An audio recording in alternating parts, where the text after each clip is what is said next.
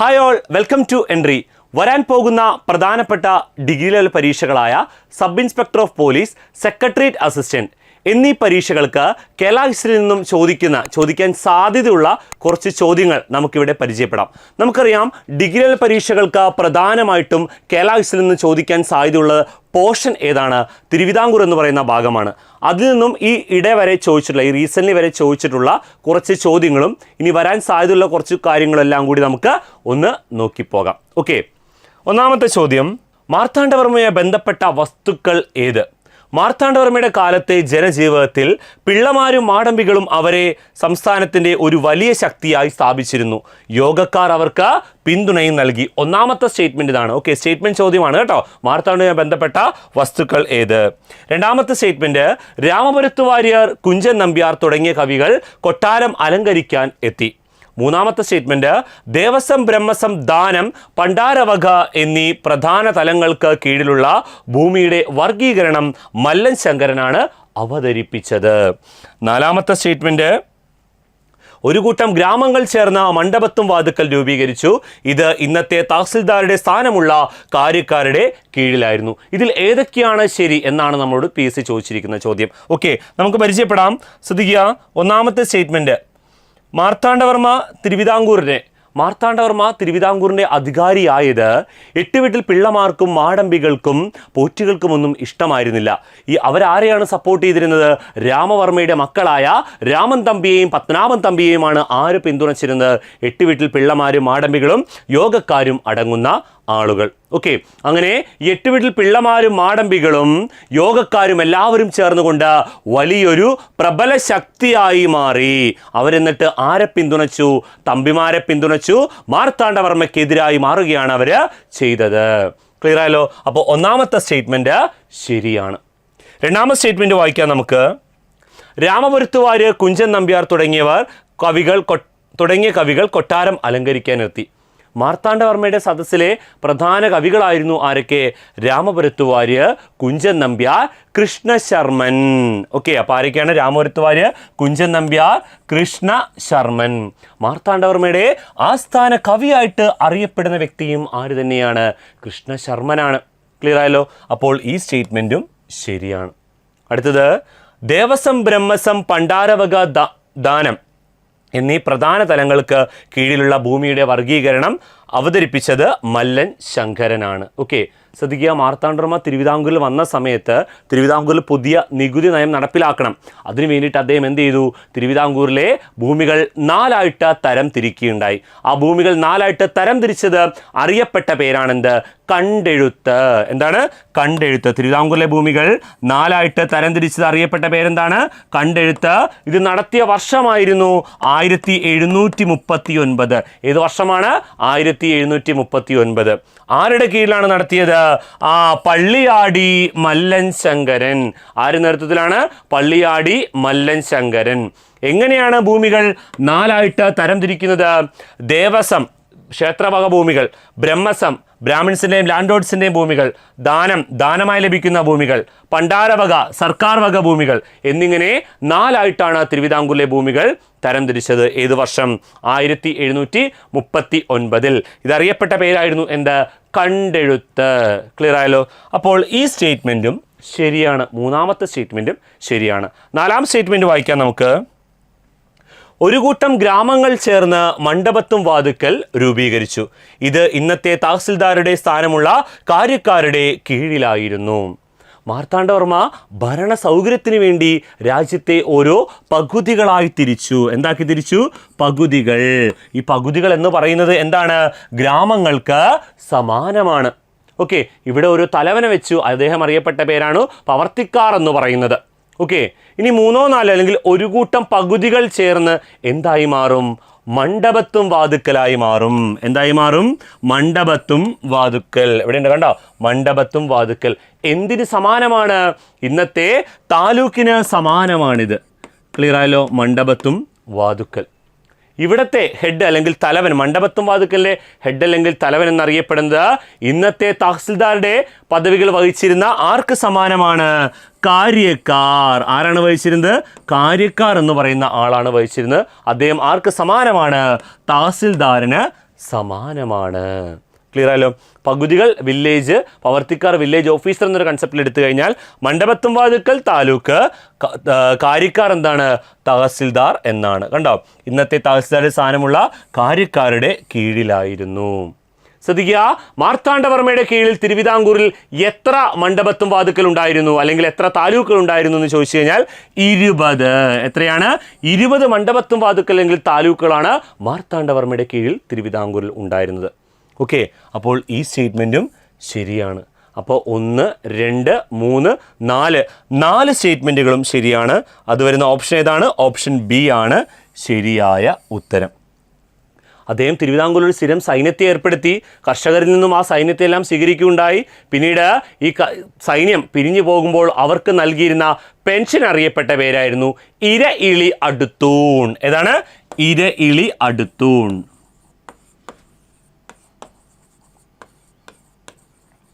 Okay, അപ്പോൾ തിരുവിതാംകൂറിൽ ഒരു സ്ഥിരം സൈന്യത്തെ ഏർപ്പെടുത്തുകയുണ്ടായി മാർത്താണ്ഡവർമ്മ. അവർ പിരിഞ്ഞു പോകാൻ നേരത്ത് അവർക്ക് നൽകിയിരുന്ന പെൻഷൻ ആയിരുന്നു ഏത്? ഇരയിളി അടുത്തൂൺ. മാർത്താണ്ഡവർമ്മ പ്രോത്സാഹിപ്പിച്ച കലാരൂപങ്ങളായിരുന്നു കൂത്ത്, കൂടിയാട്ടം, തുള്ളൽ, കഥകളി, പാടകമെന്ന് പറയുന്നത്. ക്ലിയർ ആയല്ലോ. ആധുനിക തിരുവിതാംകൂറിന്റെ സൃഷ്ടാവ്, ആധുനിക അശോകൻ, ആധുനിക തിരുവിതാംകൂറിന്റെ ഉരുക്കു മനുഷ്യൻ എന്നെല്ലാം അറിയപ്പെടുന്നതും ആര് തന്നെയാണ്? മാർത്താണ്ഡവർമ്മ തന്നെയാണ്. വേണാറായിരുന്ന കൊച്ചു ദേശത്തെ കൊച്ചിയുടെ അതിർത്തി വരെ വ്യാപിച്ച് തിരുവിതാംകൂർ എന്ന മഹാ രാജ്യമാക്കി മാറ്റി ആര്? മാർത്താണ്ഡവർമ്മ.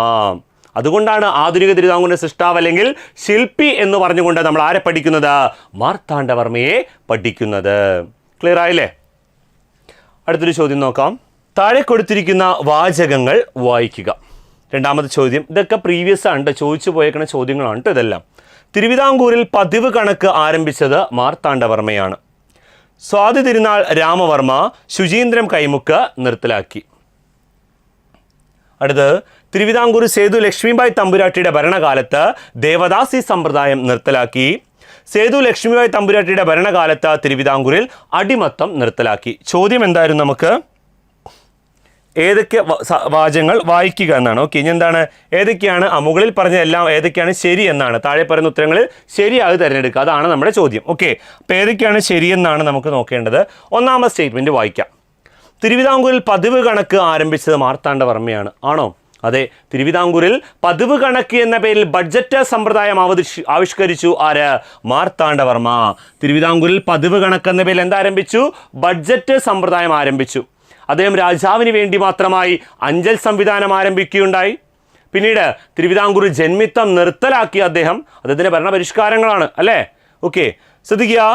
സ്വാതിരുനാൾ രാമവർമ്മ ശുചീന്ദ്രം കൈമുക്ക് നിർത്തലാക്കി. ശ്രദ്ധിക്കുക. അപ്പോൾ മനസ്സിലാക്കേണ്ടത് എന്താണ് ശുചീന്ദ്രം കൈമുക്ക്? ഷായാണ് കേട്ടോ. ശുചീന്ദ്രം കൈമുക്ക് എന്താണെന്ന് അറിഞ്ഞിരിക്കണം. ഒന്നുമില്ല, വ്യഭിചാരക്കുറ്റം ഉന്നയിക്കപ്പെടുന്ന നമ്പൂതിരി സ്ത്രീകളെ വിചാരണ ചെയ്യുന്ന രീതിയായിരുന്നു ഏത്? ശുചീന്ദ്രൻ കൈമുക്ക് എന്നറിയപ്പെടുന്നത്. തിളച്ച എണ്ണയിലോ നെയ്യിലോ എന്ത് ചെയ്യിക്കും? കൈ മുക്കിക്കും. കൈ പൊള്ളിയിട്ടുണ്ടെങ്കിൽ തെറ്റ് ചെയ്തിട്ടുണ്ട്, കൈ പൊള്ളിയിട്ടില്ലെങ്കിൽ തെറ്റ് ചെയ്തിട്ടില്ല. അതാണ് എന്ത്? ശുചീന്ദ്രൻ കൈമുക്ക് എന്ന് പറയുന്ന സത്യപരീക്ഷ. ട്രയൽ ബൈ ഓർ ഡീൽ എന്നാണ് സത്യപരീക്ഷയുടെ ഇംഗ്ലീഷ്. ക്ലിയർ ആയല്ലോ? ഓക്കെ, അപ്പോൾ ഈ തിരുവിതാംകൂറിൽ ശുചീന്ദ്രം കൈമുക്ക് ആരംഭിച്ചത് മാർത്താണ്ഡവർമ്മയാണ്. തിരുവിതാംകൂറിൽ ശുചീന്ദ്രം കൈമുക്ക് ആരംഭിക്കുന്നത് ആരാണ്? മാർത്താണ്ഡവർമ്മയാണ്. തിരുവിതാംകൂറിൽ ശുചീന്ദ്രം കൈമുക്ക് ആരംഭിച്ചത്. തിരുവിതാംകൂറിൽ ശുചീന്ദ്രം കൈമുക്ക് നിർത്തലാക്കിയത് സ്വാതി തിരുനാൾ രാമവർമ്മ. ആരാണ്? സ്വാതി തിരുനാൾ രാമവർമ്മയാണ്. 1835 തിരുവിതാംകൂറിൽ എന്ത് നിർത്തലാക്കിയത്? ശുചീന്ദ്രം കൈമുക്ക് നിർത്തലാക്കുന്നത്. ക്ലിയർ ആയല്ലോ? ഓക്കെ, അപ്പോൾ തിരുവിതാംകൂർ ശുചീന്ദ്രൻ കൈമുക്ക് ആരംഭിച്ചത് മാർത്താണ്ഡവർമ്മ, നിർത്തലാക്കിയത് ആരാണ്? സ്വാതി തിരുനാൾ രാമവർമ്മ 1835. ഓക്കെ, അപ്പോൾ രണ്ടാമത്തെ സ്റ്റേറ്റ്മെൻറ്റും ശരിയാണ്. ഓക്കെ, 1 ശരിയാണ്, 2 ശരിയാണ്. അടുത്ത സ്റ്റേറ്റ്മെൻറ്റ് നോക്കിയാലോ നമുക്ക്. മൂന്നാമത്തെ സ്റ്റേറ്റ്മെൻറ്റ്, തിരുവിതാംകൂർ സേതു ലക്ഷ്മിബായി തമ്പുരാട്ടിയുടെ ഭരണകാലത്ത് ദേവദാസി സമ്പ്രദായം നിർത്തലാക്കി. അപ്പോൾ എന്താണ് ദേവദാസി സമ്പ്രദായം എന്നറിയണം. തിരുവിതാംകൂറിലെ ക്ഷേത്രങ്ങളിലുണ്ടായിരുന്ന ആചാരമായിരുന്നു കന്യകയായ സ്ത്രീകളെ ക്ഷേത്രത്തിലേക്ക് ഇങ്ങനെ അർപ്പിക്കുന്നൊരു രീതി. അവർക്ക് വിവാഹം കഴിക്കാനോ മറ്റോ പറ്റില്ല. ക്ഷേത്രത്തിലെ കാര്യങ്ങളൊക്കെ നോക്കി പണികളൊക്കെ ചെയ്ത് അവിടെ തന്നെ ജീവിതകാലം മൊത്തം കഴിയണം. അതാണ് ദേവദാസി സമ്പ്രദായം എന്ന് അറിയപ്പെടുന്നത്. ഓക്കെ, ഓർത്തു വെച്ചോളാം. ഓക്കെ, അപ്പോൾ ശ്രദ്ധിക്കുക, തിരുവിതാംകൂർ ദേവദാസി സമ്പ്രദായം നിർത്തലാക്കിയത് റാണി സേതു, പൂരാടൻ തിരുനാൾ റാണി സേതു ലക്ഷ്മിബായിയുടെ കാലത്തായിരുന്നു. 1926 തിരുവിതാംകൂറിൽ എന്ത് നിർത്തലാക്കുന്നത്? ദേവദാസി സമ്പ്രദായം നിർത്തലാക്കിയത് ആര്? റാണി സേതു ലക്ഷ്മിബായ്. ക്ലിയർ ആയല്ലോ? അപ്പോൾ ആ സ്റ്റേറ്റ്മെന്റും ശരിയാണ്. തിരുവിതാംകൂറിൽ മൃഗബലി നിർത്തലാക്കുന്നു 1925 ആര്? സേതു ലക്ഷ്മിബായ്. തിരുവിതാംകൂറിൽ പിതൃതല അണുകുടുംബ വ്യവസ്ഥയ്ക്ക് ആഹ്വാനം ചെയ്യുന്നു ആര്? സേതു ലക്ഷ്മിബായ്. തിരുവിതാംകൂറിൽ 2ാം നായർ ആക്ട് കൊണ്ടുവരുന്നു 1925. അച്ഛൻ്റെ മുഴുവൻ സ്വത്തുക്കളും മക്കൾക്ക് നൽകിക്കൊണ്ട് മക്കത്തായം നിലവിൽ കൊണ്ടുവരുന്നു ആര്? റാണി സേതു ലക്ഷ്മിബായ്. തിരുവനന്തപുരം നഗരം വൈദ്യുതീകരിച്ച് പണി കഴിപ്പിക്കുന്നു ആര്? റാണി സേതു ലക്ഷ്മിബായ്. ക്ലിയർ ആയല്ലോ? 1928 തിരുവിതാംകൂറിലെ എല്ലാ ക്ഷേത്ര മതിലകത്തു കൂടിയും സമസ്ത ഹിന്ദുക്കൾക്കും പ്രവേശനം അനുവദിച്ചുകൊണ്ട് വിളംബരം പുറപ്പെടുവിക്കുന്നു ആര്? റാണി സേതു ലക്ഷ്മിബായ്. തിരുവിതാംകൂറിലെ അവസാനത്തെ രാജാവായിരുന്ന ശ്രീ ചിത്ര തിരുനാൾ ബാലരാമവർമ്മയ്ക്ക് പ്രായമാകാത്തതുകൊണ്ട് റീജൻ്റായിട്ട് തിരുവിതാംകൂർ ഭരിച്ച ഭരണാധികാരിയാണ് ആര്? റാണി സേതു ലക്ഷ്മിബായ്. കിട്ടിയല്ലോ? അപ്പോൾ മൂന്നാമത്തെ സ്റ്റേറ്റ്മെൻറ്റും ശരിയാണ്. 1 ശരിയാണ്, 2 ശരിയാണ്, 3 ശരിയാണ്. 4ാം സ്റ്റേറ്റ്മെൻറ്റ് വായിക്കാം. സേതു ലക്ഷ്മിബായ് തമ്പുരാട്ടിയുടെ ഭരണകാലത്ത് തിരുവിതാംകൂറിൽ അടിമത്തം നിർത്തലാക്കി. ശരിയാണോ? ആരാണ് തിരുവിതാംകൂറിൽ അടിമത്തം നിർത്തലാക്കുന്നത്? 1812 ഡിസംബർ 5 തിരുവിതാംകൂറിൽ അടിമത്തം നിർത്തലാക്കുന്നു ആര്? ആയില്യം തിരുനാൾ ഗൗരി ലക്ഷ്മിബായ്. ഗൗരി ലക്ഷ്മിയാണ് അല്ലേ? ആയില്യം തിരുനാൾ ഗൗരി ലക്ഷ്മിബായ് ആണ് തിരുവിതാംകൂറിൽ എന്ത് നിർത്തലാക്കുന്നത്? അടിമത്തം നിർത്തലാക്കുന്നത് 1812. സേതു ലക്ഷ്മി അല്ല. അപ്പോൾ 4ാമത്തെ സ്റ്റേറ്റ്മെൻറ്റ് തെറ്റാണ്. ഓക്കെ, സ്വാതിരുനാളിൻ്റെ അമ്മയാണ് ആര്? ഗൗരി ലക്ഷ്മിബായ്. 1812 അവരാണ് തിരുവിതാംകൂറിൽ എന്ത് നിർത്തലാക്കിയത്? അടിമത്തം നിർത്തലാക്കിയത്. തിരുവിതാംകൂറിൽ ജില്ലാ കോടതികൾ സ്ഥാപിക്കുന്നുണ്ട്. സർക്കാർ ഉദ്യോഗസ്ഥരെ കേസുകൾ വാദിക്കാനായി ഹുസൂർ കോടതി സ്ഥാപിക്കുന്നുണ്ട് ഗൗരി ലക്ഷ്മി. ഓക്കെ, അപ്പോൾ സ്വാതിരുനാളിൻ്റെ അമ്മയാണ് ആര്? ഗൗരി ലക്ഷ്മിബായ്. ക്ലിയർ ആയല്ലോ? അപ്പോൾ ഏതൊക്കെ സ്റ്റേറ്റ്മെൻറ്റുകളാണ് ശരി? 1 ശരിയാണ്, 2 ശരിയാണ്, 3 ശരിയാണ്. നമുക്ക് ഓപ്ഷനിലേക്ക് നോക്കാം. ഓപ്ഷൻ നോക്കാൻ നേരത്ത് 1, 2, 3 വരുന്ന ഏതാണ്? ഓപ്ഷൻ സി അല്ലേ? Okay, option C 1, 2, 3. അപ്പോൾ ഓപ്ഷൻ സി ആണ് ശരിയായ ഉത്തരം. ക്ലിയർ ആയല്ലോ? ഇങ്ങനെയാണ് തിരുവിതാംകൂറിൽ നിന്നും ഡിഗ്രി ലെവൽ പരീക്ഷകൾക്ക് ചോദ്യങ്ങൾ ചോദിക്കുന്നത്. ഓക്കെ, ഇംഗ്ലീഷിൽ മലയാളവും തമ്മിൽ വലിയ വ്യത്യാസമൊന്നുമില്ല. ഇത് തന്നെ ട്രാൻസ്ലേറ്റ് ചെയ്താണ് ഇംഗ്ലീഷിൽ ചോദിക്കുന്നത്. വലിയ വ്യത്യാസങ്ങളൊന്നും വരാനായിട്ട് ഇല്ല. ക്ലിയർ ആയല്ലോ? അടുത്ത ചോദ്യം നോക്കാം. തിരുവിതാംകൂർ മഹാരാജാവ് സ്വാതിരുനാളിനെ പറ്റി താഴെ പറയുന്നവയിൽ ഏതാണ് ശരിയായത്? സ്വാതിരുനാളിൻ്റെ കൊട്ടാരത്തിലെ പ്രശസ്ത സംഗീതജ്ഞനായ മേരുസ്വാമി അറിയപ്പെട്ടത് കോക്കിലകാന്ഠ. മോഹന കല്യാണി എന്ന രാഗം സൃഷ്ടിച്ചത് സ്വാതിരുനാളാണ്. ശുചീന്ദ്രം ക്ഷേത്രത്തിൽ നടത്തിയ പരീക്ഷണത്തിലൂടെയുള്ള വിചാരണ, ഞാൻ പറഞ്ഞില്ലേ ട്രയൽ ബൈ ഓർഡിൽ, സ്വാതിരുനാൾ നിരോധിച്ചു. കുറച്ചു മുമ്പ് പറഞ്ഞാൽ നമ്മളല്ലേ. ത്യാഗരാജ സ്വാമികളുടെ ശിഷ്യനായ കണ്ണയ്യ ഭാഗവതർ സ്വാതിരുനാളിൻ്റെ കൊട്ടാരം പ്രമാണിയായിരുന്നു. ഇക്കഴിഞ്ഞ LSGI മെയിൻ പരീക്ഷയുടെ ചോദ്യമായിരുന്നു ഇത്. നമുക്കൊന്ന് പരിശോധിക്കാം. 1ാം സ്റ്റേറ്റ്മെൻറ്റ്, സ്വാതിരുനാളിൻ്റെ കൊട്ടാരത്തിലെ പ്രശസ്തനായ സംഗീതജ്ഞനായിരുന്നു മേരുസ്വാമി. അദ്ദേഹം അറിയപ്പെട്ടത് കോകിലകാന്ഠ. ശ്രദ്ധിക്കുക, ഏറ്റവും കൂടുതൽ സംഗീതജ്ഞർ അലങ്കരിച്ച സദസ്സായിരുന്നു ആരുടെ സംഗീത സദസ്സ്? സ്വാതി തിരുനാളിൻ്റെ സംഗീത സദസ്സ്. സംഗീതജ്ഞനിലെ രാജാവ്, രാജാക്കന്മാരിലെ സംഗീതജ്ഞൻ എന്നറിയപ്പെട്ടിരുന്ന വ്യക്തിയായിരുന്നു ആര്? സ്വാതിരുനാൾ. അത്രയധികം സംഗീതജ്ഞൻ അദ്ദേഹത്തിൻ്റെ സദസ്സിനെ അലങ്കരിച്ചിരുന്നു. അതിൽ പ്രധാനപ്പെട്ട ആളുകളായിരുന്നു ഇരയിമ്മൻ തമ്പി, ഓക്കെ, പിന്നെ മുത്തുസ്വാമി ദീക്ഷിതർ, മേരുസ്വാമി, അതുപോലെ തന്നെ ഷഡ്കാല ഗോവിന്ദൻ മാരാർ, പിന്നെ മുത്തുസ്വാമി ദീക്ഷിതരുടെ ശിഷ്യന്മാരായ ചിന്നയ്യ, പൊന്നയ്യ, വടിവേലു, ശിവാനന്ദൻ. ചിന്നയ്യ, പൊന്നയ്യ, വടിവേലു, ശിവാനന്ദൻ. ഇവർ 4 പേരും എങ്ങനെയാണ് അറിയപ്പെട്ടിരുന്നത്? തഞ്ചാവൂർ നാൽവർ എന്ന് പറഞ്ഞുകൊണ്ടാണ് അറിയപ്പെട്ടിരുന്നത്. പിന്നെ ത്യാഗരാജസ്വാമികളുടെ ശിഷ്യനായ കണ്ണയ്യ ഭാഗവതർ, പാലക്കാട് പരമേശ്വര ഭാഗവതർ, മാളിയേക്കൽ കൃഷ്ണന്മാരാർ. ആരാണ് മാളിയേക്കൽ കൃഷ്ണന്മാരാർ? നോർമലി ഇടക്ക വായിക്കുന്നത് സോപാന സംഗീതത്തിൻ്റെ കൂടെയാണ്. ഇടക്കയുടെ പശ്ചാത്തലത്തിൽ ക്ലാസിക്കൽ സംഗീതം ആലപിക്കുന്നതിൽ വിദഗ്ധനായിരുന്നു ആര്? മാളിയേക്കൽ കൃഷ്ണന്മാരാർ. അതാണ് അദ്ദേഹത്തിൻ്റെ ഏറ്റവും വലിയ പ്രത്യേകത എന്നറിയപ്പെടുന്നത്. ഓക്കെ, പിന്നെ ഇദ്ദേഹത്തിൻ്റെ സദസ്സിലെ വീണ വിദഗ്ധനായിരുന്നു സുബ്ബക്കുട്ടി അയ്യ. ആരാണ്? സുബ്ബക്കുട്ടി അയ്യ. മൈസൂരിൽ നിന്നും വന്ന വീണാ വിദഗ്ധരായിരുന്നു നന്ദറാം, മുകുന്ദറാം. ആരാണ്? നന്ദറാമും മുകുന്ദറാമും. ഓക്കെ, നോർമലി ഒരു പാട്ടിൻ്റെ പല്ലവി 3 കാലങ്ങളിലാണ് പാടാറുള്ളത്. 6 കാലങ്ങളിൽ പാടി. അങ്ങനെയാണ് ഗോവിന്ദന്മാരാർക്ക് ഷഡ്കാല ഗോവിന്ദന്മാരാർ എന്ന പേര് ലഭിച്ചതുപോലും. സ്വാതിരുനാൾ വടിവേലു, തഞ്ചാവൂർ നാലുവരല്ലേ, അതിൽ വടിവേലുവിൻ്റെ സഹായത്തോടു കൂടി സ്വാതിരുനാൾ വികസിപ്പിച്ചെടുത്ത വാദ്യോപകരണമായിരുന്നു ഏത്? വയലിൻ. വടിവേലുവിന് ദന്തത്തിൽ ആനക്കൊമ്പിൽ തീർത്ത ഒരു വയലിൻ ആര് സമ്മാനിച്ചു? സ്വാതിരുനാൾ സമ്മാനിക്കുകയുണ്ടായി. ഓക്കെ, അത്രയധികം പേര് കേട്ട സംഗീത സദസ്സായിരുന്നു സ്വാതിരെ സംഗീത സദസ്സ്. അദ്ദേഹം ഹിന്ദുസ്ഥാനി സംഗീതജ്ഞയും എന്ത് ചെയ്യുന്നുണ്ട്? പ്രോത്സാഹിപ്പിച്ചിരുന്നു. ഹിന്ദുസ്ഥാനി സംഗീതജ്ഞനായി അദ്ദേഹത്തിൻ്റെ സദസ്സിനെ അലങ്കരിച്ചിരുന്ന ഹിന്ദുസ്ഥാനി സംഗീതജ്ഞനായിരുന്നു സയ്യിദ് സുലൈമാനും അലാവുദ്ദീൻ എന്ന് പറയുന്ന 2 പേർ. ക്ലിയർ ആയല്ലോ? ഓക്കെ, അദ്ദേഹത്തിൻ്റെ സംഗീത സദസ്സിനെ കുറിച്ചാണ് പറഞ്ഞത്. ശ്രദ്ധിക്കുക, അദ്ദേഹത്തിൻ്റെ സംഗീത സദസ്സിനെ അലങ്കരിച്ചിരുന്ന മേരുസ്വാമിക്ക് ലഭിച്ച ബിരുദമായിരുന്നു എന്ത്? കോക്കിലകാണ്ഡ. ഏതാണ്? കോക്കിലകാണ്ഡ. മേരുസ്വാമിക്ക് ലഭിച്ച ബിരുദമാണ് കോക്കിലകാണ്ഡ. അപ്പോൾ അത് ഒന്നാമത്തെ സ്റ്റേറ്റ്മെൻറ്റ് ശരിയാണ്. ഓക്കെ, രണ്ടാമത്തെ മോഹന കല്യാണി എന്ന രാഗം സൃഷ്ടിച്ചത് സ്വാതിരുനാളാണ്. ഓക്കെ, സ്വാതിരുനാൾ വികസിപ്പിച്ചെടുത്ത മേളകർത്ത രാഗമാണ് ഏത്? മോഹന കല്യാണി. ഏതാണ്? മോഹന കല്യാണി. അതുപോലെ തന്നെ അദ്ദേഹം പ്രോത്സാഹിപ്പിച്ച കലാരൂപമായിരുന്നു ഏത്? മോഹിനിയാട്ടം. ഏതാണ്? മോഹിനിയാട്ടം.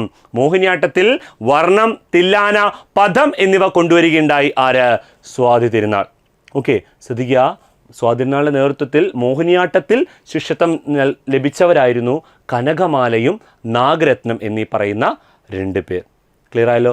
മോഹിനിയാട്ടത്തെ ഇന്നുള്ള ഈ മോഹിനിയാട്ടത്തിൻ്റെ വേഷവിധാനവും മറ്റും എല്ലാം കൊണ്ടുവന്ന് ഈ ഒരു ഫോമിലേക്ക് ആക്കിയതും ആര് തന്നെയാണ്? സ്വാതി തിരുനാൾ തന്നെയാണ്. ക്ലിയർ ആയല്ലോ? ഓക്കെ, അപ്പോൾ അദ്ദേഹം വികസിപ്പിച്ചെടുത്ത മേളകർത്ത രാഗമാണേത്? മോഹന കല്യാണി. ശരിയല്ലേ? അപ്പോൾ രണ്ടാമത്തെ സ്റ്റേറ്റ്മെൻറ്റും ശരിയാണ്. അടുത്ത സ്റ്റേറ്റ്മെൻറ്റ് വായിക്കാം നമുക്ക്. ശുചീന്ദ്ര ക്ഷേത്രത്തിൽ നടത്തിയ പരീക്ഷത്തിലൂടെ വിചാരണ സ്വാതിരുനാൾ നിരോധിച്ചു. നമ്മളിപ്പോൾ പറഞ്ഞു പോയ കാര്യമാണ് അല്ലേ? 1835 തിരുവിതാംകൂറിൽ ശുചീന്ദ്രൻ കൈമുക്ക് നിർത്തലാക്കി ആര്? സ്വാതി തിരുനാൾ. ആരാണ് തിരുവിതാംകൂർ ശുചീന്ദ്രൻ കൈമുക്ക് ആരംഭിച്ചത്? മാർത്താണ്ഡവർമ്മ. കിട്ടി. അപ്പോൾ മൂന്നാമത്തെ സ്റ്റേറ്റ്മെൻറ്റ് ശരിയാണ്. നാലാമത്തെ സ്റ്റേറ്റ്മെൻറ്റ് വായിക്കാം. ത്യാഗരാജസ്വാമികളുടെ ശിഷ്യനായ കണ്ണയ്യ ഭാഗവത് സ്വാതിരുനാളിൻ്റെ കൊട്ടാരം പ്രമാണിയായിരുന്നു. നമ്മൾ ഓൾറെഡി പറഞ്ഞു, ത്യാഗരാജസ്വാമികൾ അദ്ദേഹത്തിൻ്റെ കൊട്ടാരം അലങ്കരിച്ചിരുന്നു, സദസ്സിനെ അലങ്കരിച്ചിരുന്നു. അദ്ദേഹത്തിൻ്റെ ശിഷ്യനായ കണ്ണയ്യ ഭാഗവതരും കൊട്ടാര സദസ്സിനെ അലങ്കരിച്ചിട്ടുണ്ട്. ശ്രദ്ധിക്കുക, ഈ ഷഡ്കാല ഗോവിന്ദന്മാരാർ ചന്ദന ചർച്ചിത നീലകളേബര പീതവ എന്ന പാട്ടുപാടിയതിൽ ആകൃഷ്ടനായിട്ടാണ് ത്യാഗരാജസ്വാമികൾ എന്തെഴുതുന്നത്? എന്തരോ മഹാനുഭാവലു എഴുതുന്നത്. ഓർത്തു വെച്ചോളൂ, ഈ പറയുന്ന കാര്യങ്ങളെല്ലാം പുസ്തകത്തിൽ പറഞ്ഞിട്ടുണ്ട്. ഓക്കെ, കേരളാശ്രീയിൽ നിന്നും ചോദ്യങ്ങൾ ചോദിക്കുന്ന കുറച്ച് പുസ്തകങ്ങളുണ്ട്. ആ പുസ്തകങ്ങളിൽ നിന്ന് പറയുന്ന കാര്യങ്ങളാണ് ഇവിടെ നമ്മൾ പറഞ്ഞു പോകുന്നത്. ഓക്കെ അല്ലേ? അപ്പോൾ നാലാമത്തെ സ്റ്റേറ്റ്മെൻറ്റും ശരിയാണ്. അപ്പോൾ 1 ശരിയാണ്, 2 ശരിയാണ്, 3 ശരിയാണ്, 4 ശരിയാണ്. 4 ശരിയാണ്. ഓപ്ഷനിലേക്ക് നോക്കാം നമുക്ക്. എല്ലാം ശരി. Option D. ഓക്കെ, എല്ലാം ശരിയാണ്. Option D. ക്ലിയർ ആയല്ലോ? ഓക്കെ അല്ലേ? അടുത്ത ചോദ്യം നോക്കാം നമുക്ക്. തിരുവിതാംകൂർ കലാപത്തിന്റെ മാഗ്നാ കാർട്ട എന്ന് വാഴ്ത്തപ്പെട്ട വിളംബരം തിരിച്ചറിയിക്കുക. ഇക്കഴിഞ്ഞ SI പരീക്ഷയുടെ ചോദ്യം, മെയിൻ പരീക്ഷയുടെ ചോദ്യം. 1042 ജന്മി വിളംബരം, 1071 ജന്മി കുടിയാൻ നിയന്ത്രണങ്ങൾ, 1040 പട്ട വിളംബരം, 1080 സെറ്റിൽമെന്റ് വിളംബരം. തിരുവിതാംകൂർ കലാപത്തിന്റെ മാഗ്നാ കാർട്ട അല്ലെങ്കിൽ തിരുവിതാംകൂറിന്റെ മാഗ്നാ കാർട്ട എന്നറിയപ്പെടുന്നായിരുന്നു ഏത്? പണ്ടാരപ്പാട്ട വിളംബരം. 1865 പുറപ്പെടുവിച്ച പണ്ടാരപ്പാട്ട വിളംബരം. ഓക്കെ, പണ്ടാര വകഭൂമി, സർക്കാർ വകഭൂമികളിൽ കൃഷി ചെയ്തിരുന്ന കർഷകർ ആ ഭൂമികൾ കൈയവകാശം വെക്കാനും മറച്ചു വിൽക്കാനും എല്ലാം അവകാശങ്ങൾ നൽകിക്കൊണ്ട് ആ ഭൂമികൾ പതിച്ചു നൽകുന്നു. അതായിരുന്നു എന്താ? പണ്ടാരപ്പാട്ട വിളംബരം എന്ന് അറിയപ്പെടുന്നത്. പുറപ്പെടുവിച്ച വർഷം 1865 അല്ലെങ്കിൽ കൊല്ലവർഷം 1040. തിരുവിതാംകൂറിലെ കലാപത്തിന്റെ മാഗ്നാ കാർട്ട അല്ലെങ്കിൽ തിരുവിതാംകൂറിലെ കർഷകരുടെ മാഗ്നാ കാർട്ട, തിരുവിതാംകൂറിന്റെ മാഗ്നാ കാർട്ട എന്നെല്ലാം അറിയപ്പെടുന്ന എന്താണ്? 1010 പട്ടവിളംബരം. പാട്ടവിളംബരം തന്നെയാണ് കേട്ടോ, പട്ടവിളംബരം. ഓക്കെ, വർഷപടി നമുക്ക് നോക്കിയാൽ മതി. 1065 അല്ലെങ്കിൽ 1040 പട്ടവിളംബരം. ക്ലിയർ ആയല്ലോ? ഓക്കെ ആണോ? ഏത് രാജാവിൻ്റെ സമയത്താണ് ഇത് പുറപ്പെടുവിക്കുന്നത്? ആയില്യം തിരുനാൾ മഹാരാജാവിൻ്റെ കാലത്ത് അല്ലേ? ഓക്കെ, ആയില്യം തിരുനാൾ രാമവർമ്മയുടെ സമയത്താണ് ഇത് പുറപ്പെടുവിക്കുന്നത്. ആധുനിക തിരുവിതാംകൂറിനെ മാഗ്നാ കാർട്ട എന്നറിയപ്പെടുന്നതായിരുന്നു ഏത്? ക്ഷേത്രപ്രവേശന വിളംബരം. 1936 നവംബർ 12, 1112 തുലാം 27 പുറപ്പെടുവിച്ച വിളംബരമാണ് ആധുനിക തിരുവിതാംകൂറിൻ്റെ മാഗ്നാ കാർട്ട. ഏത് രാജാവിൻ്റെ സമയത്ത്? ചിത്തിര തിരുനാൾ ബാലരാമവർമ്മയുടെ സമയത്ത്. ക്ലിയർ ആയല്ലോ? ഓക്കെ, അടുത്ത ചോദ്യം നോക്കാം. ഇൻസുവാഫ് കച്ചേരി എന്ന പേരിൽ തിരുവിതാംകൂറിൽ കോടതികൾ സ്ഥാപിച്ചാറ്? യൂണിവേഴ്സിറ്റി അസിസ്റ്റന്റ് ചോദ്യം. ഉമ്മിണിത്തമ്പി, വേലുത്തമ്പി ദളവ, കേണൽ മൺട്രോ, എമ്മി വാട്സൺ. ഓക്കെ, നോക്കാം നമുക്ക്. ഇൻസുവാഫ് കച്ചേരി തിരുവിതാംകൂറിൽ പല കോടതികൾ സ്ഥാപിക്കുന്നുണ്ട് അല്ലേ? തിരുവിതാംകൂറിൽ സഞ്ചരിക്കുന്ന കോടതികൾ സ്ഥാപിക്കുന്നു ആര്?